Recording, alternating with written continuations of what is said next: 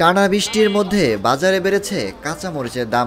মাত্র ৩ দিনের ব্যবধানে প্রতি কেজি কাঁচামরিচের দাম ৩০০ থেকে ৫০০ টাকায় কেজি দরে বিক্রি হচ্ছে। রাজধানী বাজারে আজ সকাল থেকে এমন চিত্র দেখা গেছে। আজ সকালে রাজধানীর বিভিন্ন বাজারে ঘুরে এমন চিত্র দেখা গেছে। টানা ৩ দিন রাজধানীর ঢাকাসহ দেশের বিভিন্ন স্থানে বৃষ্টি হচ্ছে। আজও সকালে রাজধানীতে বৃষ্টি হয়েছে। এই কারণে বাজারে বেশ কিছু সবজির দাম বেড়েছে। তবে সবচেয়ে বেশি বেড়েছে কাঁচামরিচের দাম।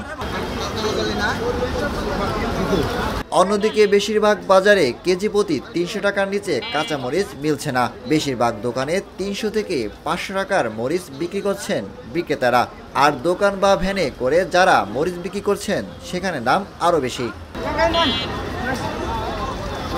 হঠাৎ করে কাঁচামরিচের দাম বেড়ে যাওয়ায় ক্রেতাদের মধ্যে ক্ষোভ দেখা গেছে। ক্রেতারা বলছেন, এক সপ্তাহের ব্যবধানে কাঁচামরিচের দাম এভাবে বেড়ে যাওয়াটা মেনে নেওয়া যায় না। মূলত বৃষ্টির কারণে বাজারে কাঁচামরিচ কমে গেছে, এই কারণে দাম কিছুটা বেড়েছে।